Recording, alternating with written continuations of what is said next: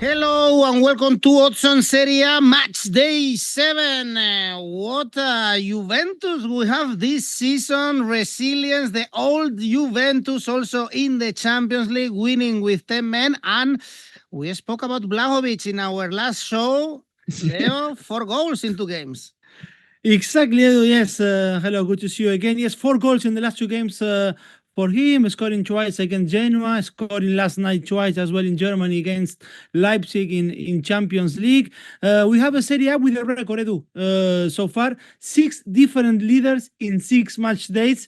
In line, I would say what we do have seen with the Serie A lately, because we have like 4 different champions in the last 5 seasons. So far we had Atalanta on Matchday 1, on goal difference, then Juventus, Inter, Udinese, Torino, and now Napoli on top of the Serie A.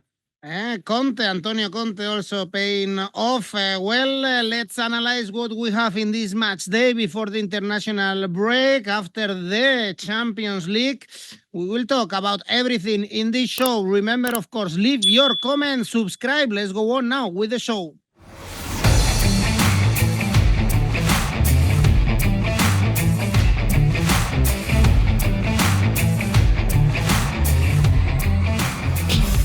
And the first game, we say the leaders, Napoli, Calcio, 𝐬𝐭𝐚𝐲, Napoli, who would have thought when they lost in Matchday 1-3-0 to Verona that a few weeks later they will be topping the table. 4 consecutive games without conceding, won all home games, some of them struggling, like against Parma. But Leo, 𝐭𝐿𝐴, they had also a great start in Serie A, back-to-back wins against Verona and Atalanta 3-2, with another classic of Serie A, 𝐋𝐞𝐿𝐴, scoring plenty of goals. Patrick 𝐋𝐞𝐿𝐴, absolutely, an ex-Wolverhampton striker. He has his time in England in the Premier League, which wasn't too good. He's enjoying, actually, Edu, 𝐋𝐶𝐿𝐴, the best start of a season in his career. He already has 4 goals in 6 matches. He scored twice on match day 6. This Napoli 𝐭𝐿𝐴 is going to be the reunion as well, Edu, between Conte and Fabregas. They were both champions in the Premier League with Chelsea when Antonio Conte was managing there. This 𝐭𝐿𝐴 is doing very, very, very well. To be honest, another 3-2 in a dramatic fashion on the weekend, which was unnecessary because they should have wrapped up the match. To be honest, in the first half they could have scored 4 or 5, but well, in the end they conceded 2, and it's true that the second goal that they conceded came in the added time. So their 3 points was never in doubt, but still they shouldn't have been. They shouldn't have had just a lead of 1 goal, because, as I said, in the first half they played very, very well. Finally, I was saying, Edu, in the previous match days, hopefully 𝐿𝐴 is gonna get a call. Hopefully 𝐿𝐴 is gonna get a call.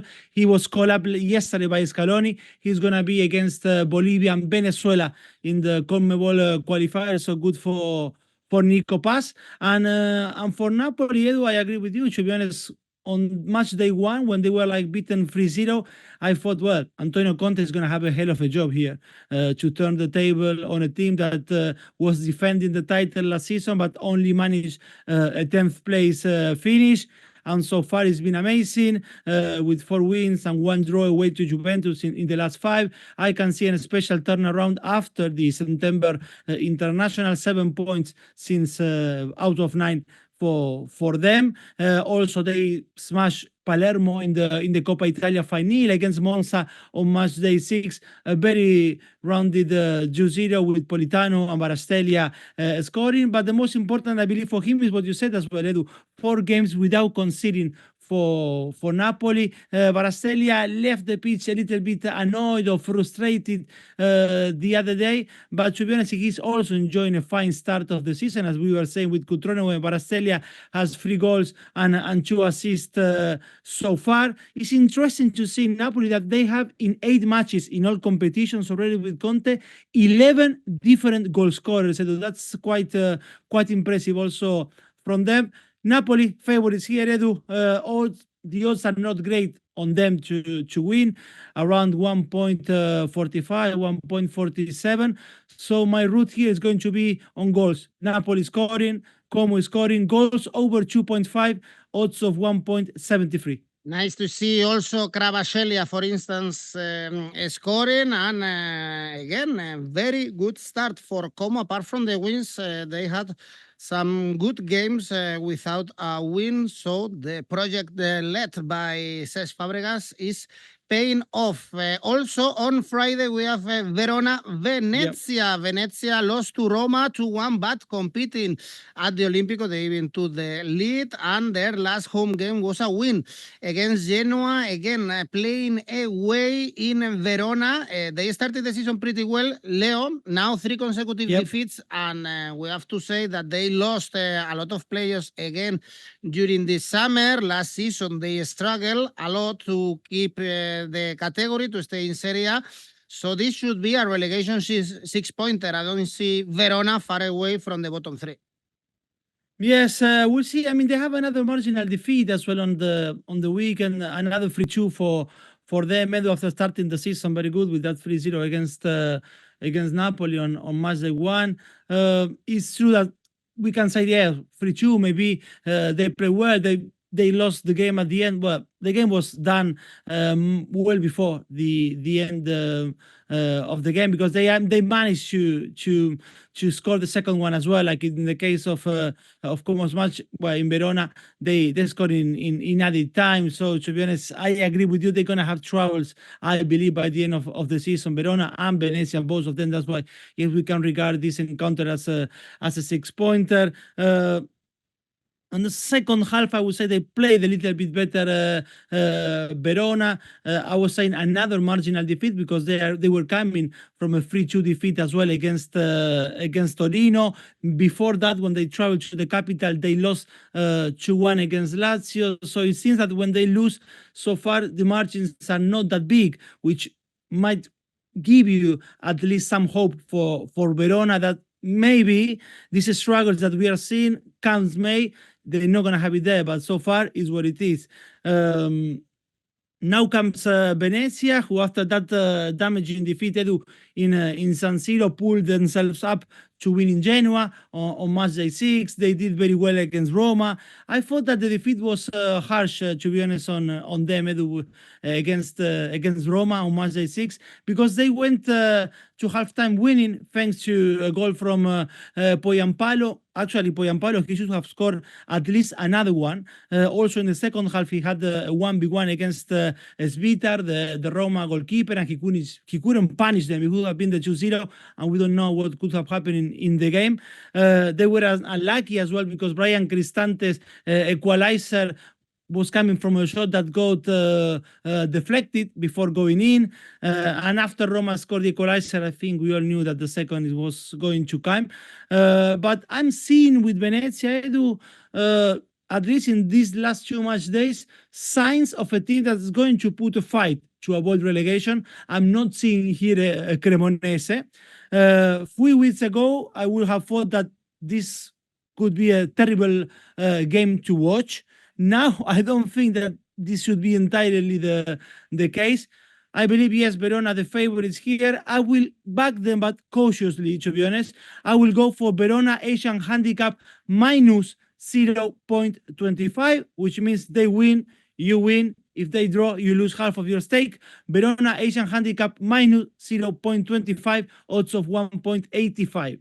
Okay, Leo, next game is Udinese Lecce, already on Saturday. Lecce in the bottom 3, lost to Milan, but we saw some improvement before this with the draw with Parma and Torino. The only victory this season was at home against Cagliari, and Udinese was one of the teams that you mentioned that they were top of the table eventually in this season, but they faced Roma first, and then Inter was an entertaining game anyway, the one against Inter. Yes, absolutely. Another 3-2 on this on Matchday 6 on Serie A, entertaining absolutely from start to finish, and another defeat for Udinese against Inter, because on Saturday was the 7th defeat in the last 8 games against Inter, and conceding 22 times. They're gonna see each other again in December in Coppa Italia. But it's still a positive start for Udinese. With the Nerazzurro was their first home defeat in 4 matches in all competitions this season as well. They conceded easy goals, giving the ball away too easy. That's why much of Udinese's frustration at the end of the match, conceding at the start of the first half, because before the first minute of the game, they were already losing 1-0, and then conceding at the end of that half. So basically conceding in pivotal moments. When you analyze the goals, there was always a mistake due to a lack of focus. They have managed a clean sheet just one so far, and that was against Como on Matchday 3. Lecce, on the other hand, only 1 win in 7 matches when we had the Coppa Italia, and they lost against Sassuolo, and they went out in the Coppa Italia against Sassuolo, Serie B team nowadays. And in San Siro, they throw away everything in 5 minutes, because up to the 38th minute, the game was 0-0 with Milan. And then in 5 minutes, Milan scored 3, and Lecce was gone. Last season, away from home, they won only twice, and in this one, they are without a win away from home, and they haven't even scored a goal yet out away. So I will go in here, favorites Udinese. Udinese, first team to score, 1.80. Let's see if they can come back and win after 2 defeats. Next game, also in the north of Italy, Atalanta, Genoa. Atalanta looks like an institution in Europe, getting great results in the start of the Champions League. The draw with Arsenal, beating Shakhtar Donetsk in Germany. Let's see if, Leo, they are able to put this also into Serie A. It's time to win again. They've only beaten Fiorentina and Lecce. Genoa, they are looking bad lately, so it's the perfect rival to win again. Yes, absolutely. And they needed to win yesterday in Champions League, especially because on Matchday 6, their display in Serie A against Bologna in the 1-1 wasn't that good. So hopefully for Giampiero Gasperini, the team is gonna find the form from, or is gonna try to bring the form from Champions League to the Serie A. They really need that. Yesterday they looked very comfortable in that 3-0 against Shakhtar with 𝐿𝐿𝐴, who actually went out injured. Let's see if he's gonna be able to play against Genoa on the weekend. 𝐿𝐴, Lookman, and Belanova scoring against Shakhtar. They misfired a lot against Bologna. At the same time, they didn't have a great game, but they misfired a lot. I spoke about that a little bit when we done the Champions League Matchday 2 show. They should have scored actually earlier than in the 89th minute with Lazar Samardzic, who became actually the youngest to score in at least 4 consecutive Serie A seasons for Atalanta. He's only 22, but he's been excuse me, he's been scoring for Atalanta since he was 18 years old. I started to sound like Sean Dyche with this one. Now it's getting fine. Like I had a shot of whiskey. For Genoa, Edu, 3 defeats and 1 win in the season so far away from home. Last weekend they were hammered by Juventus. Without fans, almost, because of all the troubles that happened in the derby against Sampdoria in Coppa Italia. They have scored only 4 goals, Genoa, so far. That's the same than Monza, than Venezia, and Cagliari. So for me here in this Atalanta-Genoa, and despite Atalanta not finding their best form so far in Serie A, Atalanta is the way to go. I will point to Atalanta to win and goals over 1.5 to bring the odds a little bit higher. That leaves me with odds of 1.89. Atalanta to win and goals over 1.5. We still see plenty of goals in Atalanta games. 11 goals scored, 12 conceded. Time still, of course, to catch up with the top 6. They had the European Super Cup, a tough summer, so perhaps now they have a little bit more of time to adjust, adapt, and keep growing, always with Gasperini. And on Saturday, we have a great game in San Siro, Inter Torino. Torino was very close to win in this stadium earlier this season, but at the end, Milan drew away from home. They've been strong, 2 wins and 1 draw.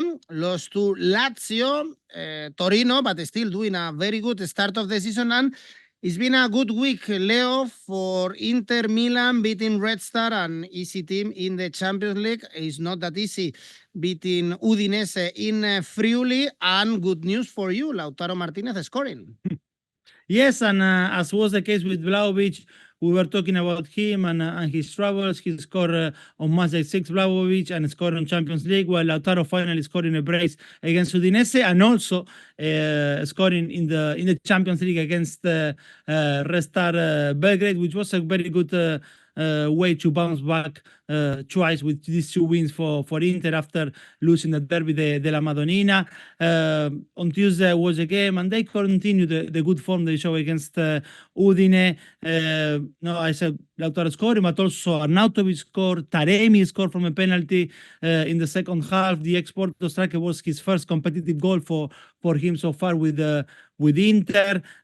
Also on Tuesday, something which surprised me was that Calhanoglu's free kick, which opened the score, and was the first direct set piece from which Inter scored in the Champions League in 14 years. The last one was Wesley Sneijder, so a long way for Inter to score from a free kick, and it was a nice one from Calhanoglu, who was at the double pivot with Mkhitaryan, who excelled in that engine room for Inter against Belgrade, Red Star Belgrade. And it was important for Mkhitaryan because he was actually the missing component in Serie A campaign so far, I believe, for Inter. He silenced his critics a little bit, the Armenian, with a very good display. And for Torino, after 3 wins in 4 matches, they are now in 2 defeats in a row, after also going out of Coppa Italia with Empoli. When Torino swapped Juric with Paolo Vanoli, the idea was of becoming a little bit more effective in attack and also more entertaining up to a point. Let's not forget Torino scored only 36 goals last season in Serie A.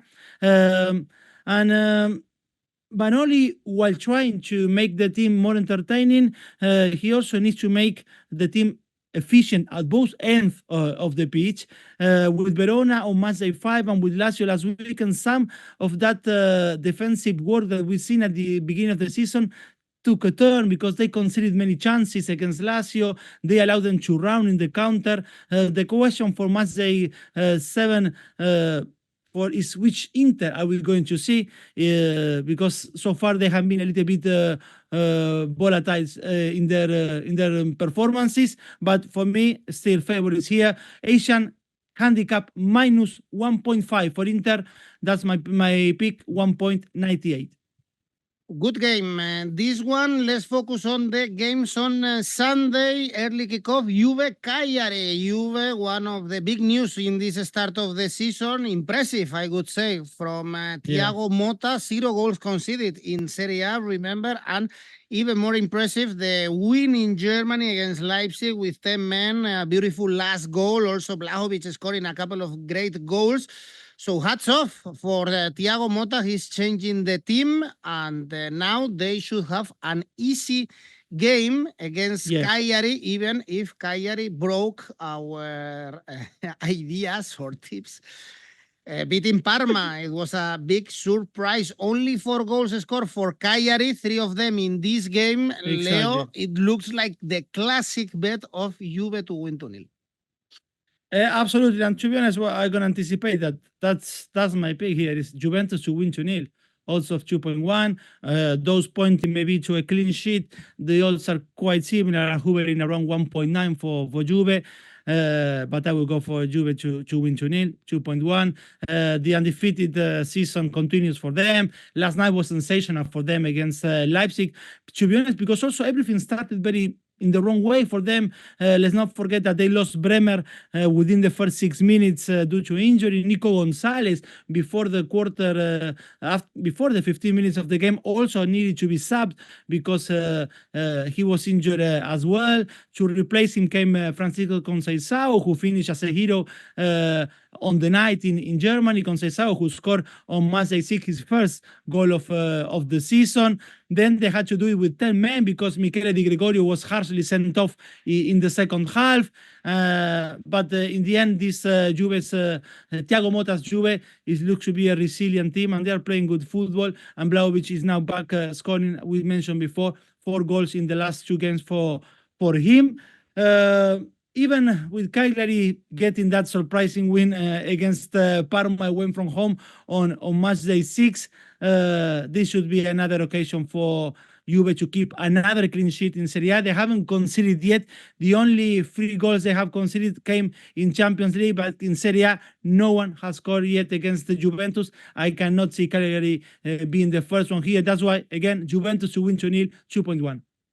Yes, I cannot see also Cagliari scoring, but who knows? Very, very good start of the season, Juve, even if they stayed 3 games without scoring, also told to be set. Next one is a derby. Bologna, Parma. Parma, one of the most entertaining teams in Serie A, being promoted, lost to Cagliari, as I said before, only 1 point in the last 4 games, but plenty of goals always. They are the team that has conceded more goals, 12 so far in this season. All games have been both teams to score.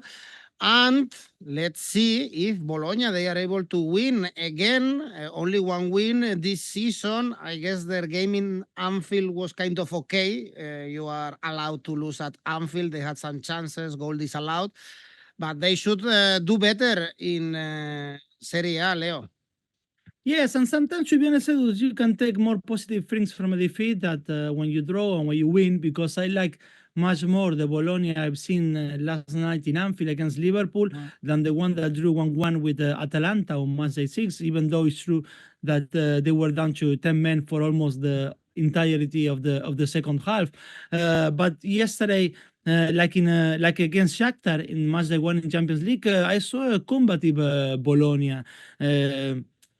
And Liverpool put them in difficulties because they scored early in the game with McAllister, but they produced something which remind me of what Atalanta has done in Anfield when they won 3-0. Of course, then in the end, Bologna couldn't manage in terms of the scoreline, but I'm meaning the intensity all over the pitch, how they tried to pin Liverpool back midway through the match, how they did a man marking. Actually, Arne Slot, after the game, he mentioned how well Bologna was drilling the 1v1 marking all over the pitch. That also he remembered. Of course, he wasn't there against Atalanta because was Jürgen Klopp, but he watched that game and he felt during the match against Bologna that he was seeing again the same kind of match, because Atalanta at Bologna at some point also was pressing high. So I will take positive from last night. But then my concern is how Vincenzo Italiano's squad can maintain this type of performances with such high octane in Serie A and then in the Champions League, because I said against Atalanta they look very tired. Yesterday the effort was big, and now a derby is coming against this Parma, who has lost 3 of the last 4 and keeps conceding a lot as well. 10 goals in the last 4 matches for Parma. You mentioned that all Parma's games so far has been both teams to score. And for Bologna, the only game in this Serie A that both teams did not score was in their 3-0 defeat against Napoli. So we will have a tired Bologna perhaps, an adapting Parma, but I still expect goal here. Both teams to score, yes, 1.77. I heard Bologna, Parma, Leo, and I get hungry immediately. How good you can eat in those cities in Emilia-Romagna. Especially, of course, the cheese and meat. Well, all over Italy, we have to say, because in Roma, for instance, you can eat a good carbonara or amatriciana. Let's go to the capital, Lazio. Empoli doing a great season. One of these teams that are surprising us in Serie A. It's been a crazy Serie A, we have to say. They drew in the Tuscany derby with Fiorentina, still undefeated, only 2 goals conceded, and remember, they already won at the Olimpico this season, beating Roma, but this Lazio is a work in progress, Leo, and they've been improving. It's not easy to beat away Torino or Dynamo Kiev. Yes, and that's a good point, Edu, because they have like ups and downs so far, Lazio.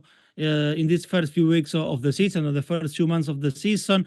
They show some encouraging signs in the last 2 outings, because after that controversial defeat with 2 penalties against Fiorentina away from home, they managed a convincing 3-0 over Dynamo Kiev in the Europa League before becoming the first team to beat Torino this season on the weekend. Torino that arrived on Matchday 6 on top of Serie A. That was their third win of the season for Lazio. This is a team that particularly needs Edu, I believe, to improve the defensive phase. But this is a team that is producing actually and creating goal-scoring opportunities in every single game, and they should have extended that lead against Torino, because with the 2-0 at some point in the second half, Tati Castellanos missed a sitter. Tati Castellanos, who this time is not in Scaloni's squad for the 𝐬𝐭𝐚𝐲 qualifiers. In the end, they had to suffer a bit when Torino scored their second one in added time, but Marco Baroni's team is one which I see on the rise at this time of the season, Edu. And for Empoli, still a fantastic start, absolutely. No defeats in 7 matches in all competition is beyond fantastic for them. Last season away from home, they collected 16 points in total, and in this season they already managed to get 7 points away from home. That's why I wouldn't go to a full-time odds or results here. I'm backing Empoli first half double chance. First half double chance. Empoli at the Olimpico 1.69. It's not too bad. Not too bad. The other team in the capital traveling to Monza, bottom of the table. Surprisingly, Monza, because it's a good project with Galliani, used to be with Berlusconi, but it's the only team without a win in Serie A. Yeah. 4 goals scored. At the beginning of the season, they were able to draw at home to hold Inter away, but the team has not won yet. For Roma, Leo, 2 games with Juric, 2 wins. I don't know if the one against Venezia is a good one, but well, 𝗀𝗵𝗵𝗀 scored, not against Venezia, but before, and Roma is very positive, looking for the first away win of the season. Yeah, I think that the win against Venezia was much less convincing than the one Udinese when Juric made his debut after replacing Daniele De Rossi. I mentioned with Venezia, they deserve a little bit more. They were Roma was lucky, to be honest, at some point. Basically, because 𝐜𝐵𝐿𝐴, the goalkeeper, had a very good game. 𝐜𝐵𝐿𝐴 is gonna sign an extension of his contract in the coming days. They are playing Europa League tonight as well. Roma, we need to take that into account. 𝐷𝐵𝐿𝐴 is very likely not even playing tonight. He's gonna be rested for Sunday to the trip to Monza. There is a chance maybe Matt Hummels make his Roma debut tonight. With Venezia last weekend, yes, Juric made it 2 wins in 2, but I was surprised that he didn't use 𝐷𝐵𝐿𝐴 at all. He was in the bench and he didn't use it for a single minute. Then he explained that the team is very dependable on 𝐷𝐵𝐿𝐴, and they need to accommodate the minutes for 𝐷𝐵𝐿𝐴 in order to keep him fit during the season. He said that the team needs to learn to play without 𝐷𝐵𝐿𝐴. And actually, he's seen a team with or without 𝐷𝐵𝐿𝐴, a team with 𝐷𝐵𝐿𝐴 who moves the ball faster, and a team without 𝐷𝐵𝐿𝐴, like against Venezia, who is a bit lethargic when it comes to their attacking side. But 𝐷𝐵𝐿𝐴 is going to start against Monza, and that should be a good news for Juric. The fixture have been, let's say, candid with Juric so far, because against Monza, Roma can truly believe of making it 3 out of 3 with Juric. Against this Monza, you mentioned bottom of the table, winless, the perfect candidate for Juric to make it 3 out of 3. That's why for me, Roma to win, odds of 2 is good.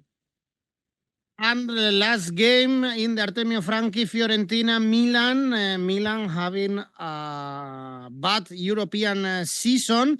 Lost in Leverkusen. Morata missed a great chance. Again, a header without the goalkeeper. But in Serie A, they are coming back little by little, 3 consecutive wins. We mentioned that perhaps the win in the derby was a turning point, and so far in Italy is like this for Fiorentina.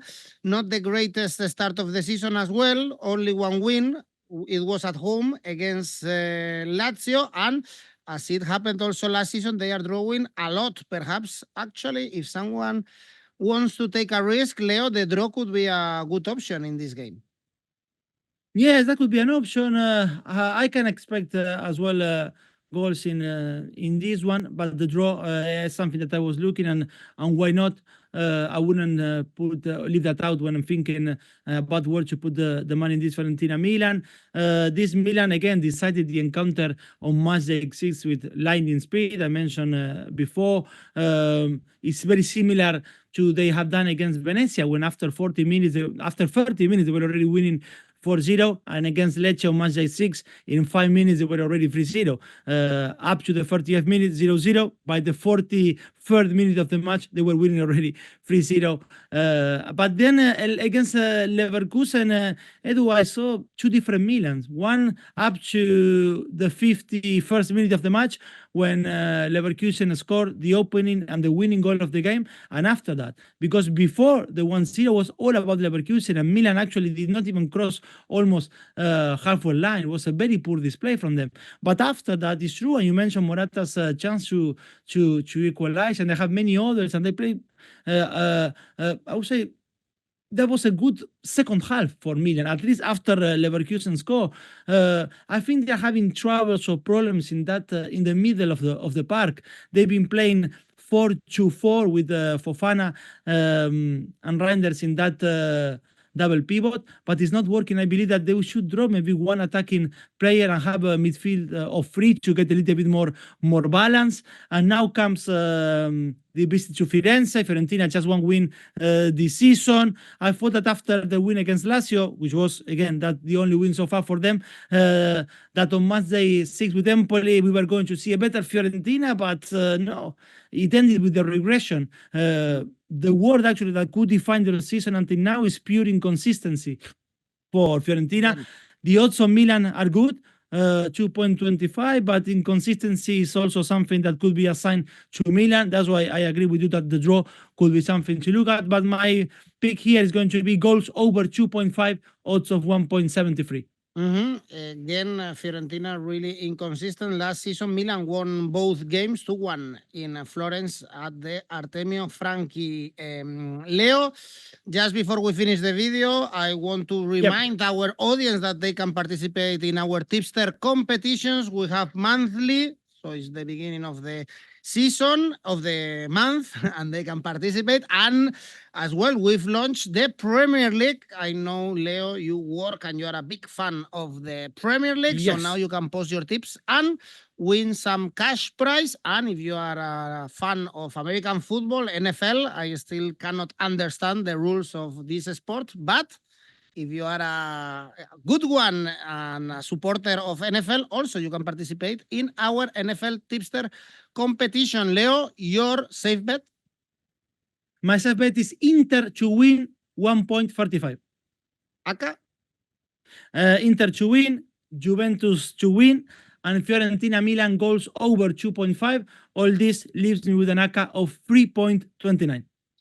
Brilliant, Leo Bachanian. Thank you. Let's enjoy Serie A. Let's enjoy South American football coming next. Bye-bye. Oh, it's true. Bye-bye.